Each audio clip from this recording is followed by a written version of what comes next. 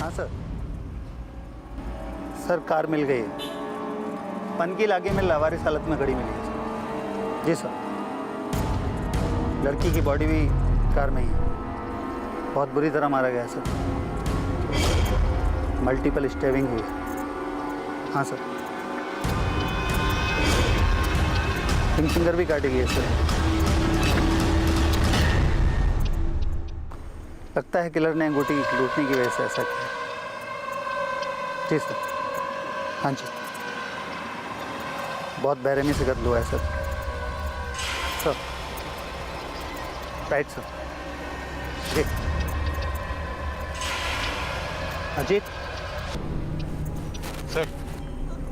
Body को postmortem के लिए भेज दो। जी सर। और इसकी फैमिली को इत्तला कर दो। जी जनाब। और ध्यान रहे, बड़े लोग हैं, ज़रा ढंग से पेश आना। ठीक है सर, आराम से। ठीक है। ये लाश थी कानपुर के एक अरबपति बिस्किट व्यापारी पीयूष की पत्नी ज्योति की। शादी को चंद महीने ही हुए थे। बीती रात पीयूष अपनी पत्नी के साथ एक डिनर से लौट रहा था, तभी कुछ बाइक सवारों ने आकर उनके साथ मारपीट की और उसकी बीवी ज्योति को कार समेत अगवा कर लिया था। इसके बाद से ही कानपुर पुलिस इस कार की तलाश में मारी मारी फिर रही थी। आखिरकार कार तो मिली, लेकिन ज्योति की लाश के साथ।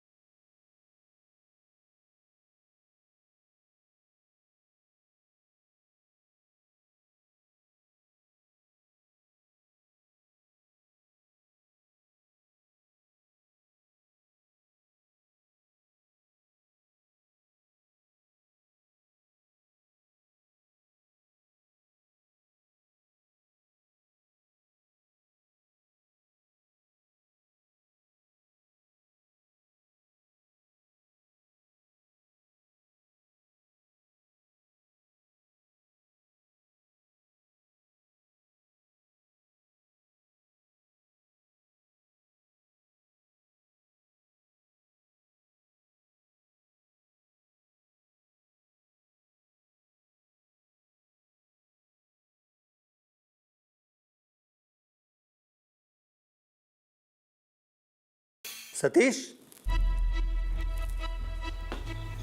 जय हिंद सर। जय हिंद। सतीश, तुमने उस गाड़ी का मुआयना तो ठीक से किया ना? हाँ सर। क्यों, क्या हुआ सर? कुछ नहीं, जहां तक मुझे याद है गाड़ी पर कोई स्क्रैच के निशान तो नहीं थे। आप बिल्कुल सही बोल रहे हैं सर, गाड़ी बिल्कुल नई थी और उस पर कोई निशान भी नहीं था। फिर समझ में ये नहीं आ रहा कि बिना हथियार ऐसे कैसे कोई किसी की गाड़ी और बीवी को किडनैप कर ले। सर मुझे इसमें कुछ झोल लगता है, क्योंकि अगर कोई करता ज़्यादा से ज़्यादा क्या करता, किडनैप करता, लूटपाट करता, लेकिन यहाँ मर्डर हुआ है और वो भी इतनी बेरहमी से। शायद तुम सही कह रहे हो। ऐसा करो, तुम उस रेस्टोरेंट जाओ जहाँ से वो दोनों खाना खाकर लौट रहे थे, वहाँ की सीसीटीवी फुटेज खंगालते हैं। ठीक है सर। जय हिंद सर। जय हिंद। पुलिस को पीयूष के बयान की कई बातें अजीब लग रही थी। वैसे भी पुलिस रोज ही जुर्म और मुजरिमों से रूबरू होती है। ऐसी किडनैपिंग और मर्डर इससे पहले पुलिस वालों ने कभी नहीं सुनी थी। जाहिर था कि दाल में कुछ काला है और रेस्टोरेंट की सीसीटीवी फुटेज ने पुलिस के शक को यकीन में बदल दिया। अजीब बात है, दोनों की नई नई शादी हुई है, फिर भी डिनर पर ज्यादा बात नहीं कर रहे। लड़का काफी बेचैन दिखाई दे रहा है। सर अब ये उठकर बाहर चला जाएगा किसी से फ़ोन पर बात करने के लिए। ऐसा क्या खुफिया फोन आया कि रेस्टोरेंट में अपनी बीवी के सामने बात नहीं कर सकता था? कुछ तो गड़बड़ है। डिटेल्स निकलवाओ उसके फोन की। ठीक है सर। जय हिंद जनाब। पुलिस की जांच को अब एक नई दिशा मिल चुकी थी। इसी बीच इस हत्याकांड की चर्चा मीडिया में भी जोर शोर से जारी थी। अगले दिन एक अखबार में पीयूष की एक तस्वीर छपी। यह तस्वीर तब की थी जब वो वारदात के बाद शिकायत दर्ज कराने अपने परिवार के साथ थाने गया था। यह तस्वीर पुलिस के लिए किसी झटके से कम नहीं थी। सर ये देखिए, ये तस्वीर देखी आपने? ये पीयूष है, हमारे ही थाने की खींची हुई तस्वीर है। इसमें ऐसा खास क्या है? सर ये तब की तस्वीर है जब पीयूष हमारे थाने आया था अपनी फैमिली के साथ अपनी बीवी की किडनैपिंग की रिपोर्ट लिखवाने। याद है मुझे। सर आपने एक बात नोट नहीं की, हमने जो रेस्टोरेंट की सीसीटीवी फुटेज देखी थी उसमें तो इसके कपड़े अलग थे।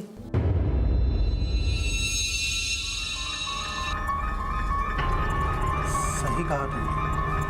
सर दिखाना फिर से फुटेज। एक मिनट, ये देखिए सर।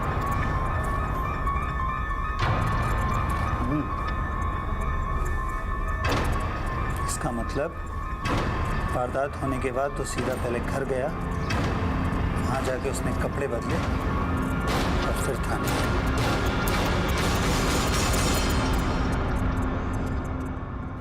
सर वही तो, जिसकी बीवी उठा ली गई हो वो कपड़े चेंज करने जाएगा या दौड़कर थाने आएगा? सवाल तो ये भी उठता है कि सेल फोन के युग में ये पहले खुद घर क्यों गया, फिर ये खुद ही थाने क्यों आया? ये वारदात की खबर फोन पर भी तो दे सकता था। सतीश कुछ छुपा रहा है वो हमसे। सर उसको फिर से बुलाते हैं और देखते हैं इस बार क्या कहता है वो। सुबह 10 बजे बुलाओ उसे। ठीक है सर।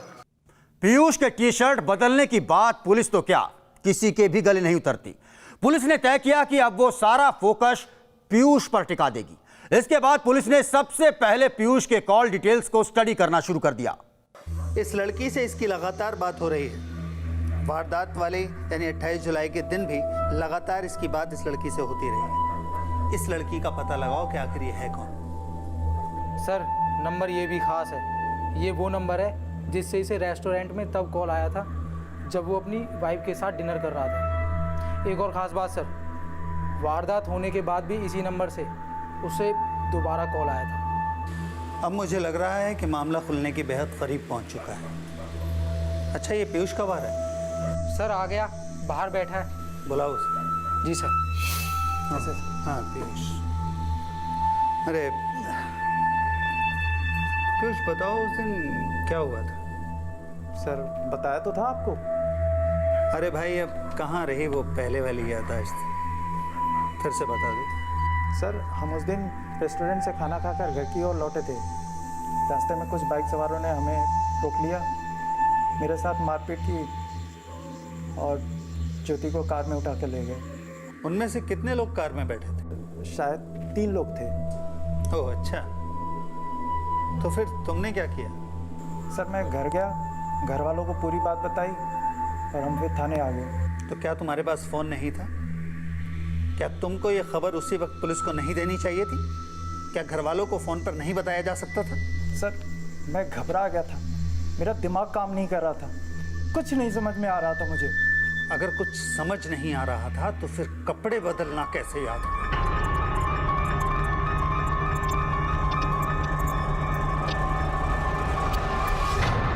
पुलिस को क्या बेवकूफ समझ रखा है? सच सच बताओ, उस दिन क्या हुआ था? देखो, अब सच छिपाने से कोई फायदा नहीं होगा। सर मैंने नहीं मरवाया उसे, मैंने कुछ नहीं किया। मैंने कब कहा कि तुमने मरवाया? सब कुछ सच सच बता दोगे तो मैं कम सख्ती से पेश आऊंगा। लेकिन हमें पता है कि तुम्हारी उस दिन किस किस से और क्या क्या बात हुई, और हमें यह भी पता है कि उस दिन तुम्हारी गाड़ी से कोई बाइक टकरा ही नहीं थी। और सच सच नहीं बताओगे तो सच उगलवाने के और भी तरीके आते हैं हमें। तुम बड़े लाड प्यार से पले, हमारी सख्ती बर्दाश्त नहीं कर पाओगे। सतीश, गाड़ी से लॉकअप में, अभी इसकी खाल उधेड़ता हूँ। ये क्या, इसके तो फरिश्ते भी सच बोलेंगे। सर प्लीज प्लीज मुझे मत मारिए सर, सर मैं बताता हूँ सर, प्लीज। सच बोलेगा? हाँ सर। छोड़। पुलिस अपनी पर आए तो अच्छे अच्छे तोते की तरह बोलने लगते हैं। फिर पीयूष क्या चीज था? पुलिस सख्त हुई तो उसे सच बोलते देर नहीं लगी और फिर सामने आई एक बेगुनाह लड़की के कत्ल की बेहद खौफनाक साजिश।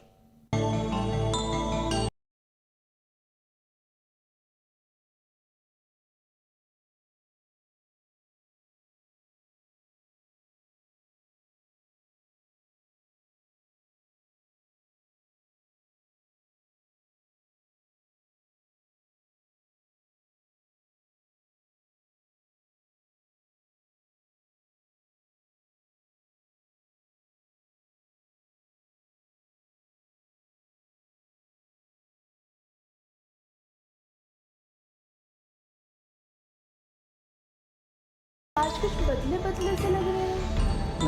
नहीं तो ऐसी कोई बात नहीं है। ज्योति 1 मिनट में आता हूँ, ज़रूरी काम है। तो यही कर लीजिए ना बात। बस 1 मिनट में आता हूँ।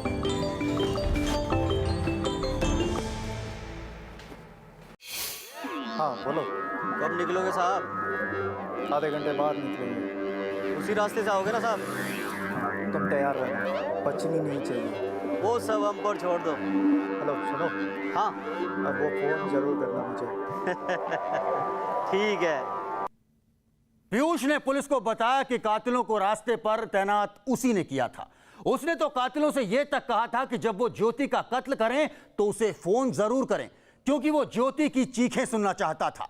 ज्योति को अंदाजा भी नहीं था कि जिसे वो अपनी मांग का सिंदूर समझ रही थी, असल में वो उसकी मौत का बंदोबस्त कर चुका था।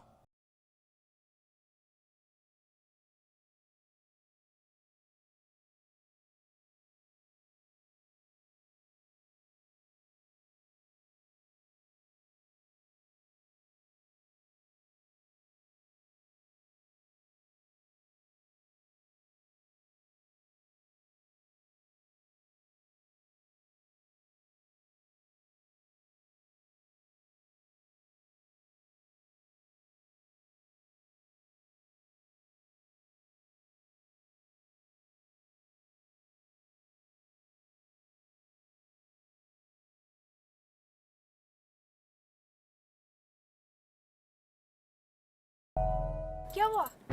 गाड़ी क्यों रोक दी? मुझे ज़रूरी काम याद आ गया, मैं आता हूँ। लेकिन ओए, ये लोग कौन है? और ये दोनों फैक्ट्री के ड्राइवर हैं, ये तुम्हें घर छोड़ देंगे। लेकिन आप पीयूष? बोल रहा हूँ ना, तुम निकलो, मैं आता हूँ। तुम देख क्या रहे हो? मैडम को घर छोड़ के आओ। नहीं पीयूष, ये लोग कौन है? कौन हो आप लोग? पीयूष सुनो, पीयूष आप लोग कौन हो?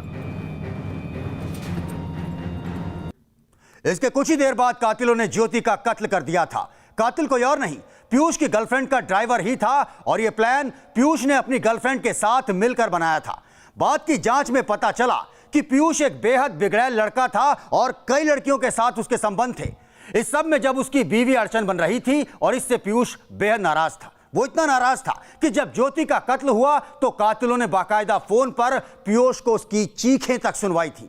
आज पीयूष के साथ साथ उसकी गर्लफ्रेंड और दोनों कातिल भी कानपुर सेंट्रल जेल में बंद हैं और अदालत से अपने फैसले का इंतजार कर रहे हैं।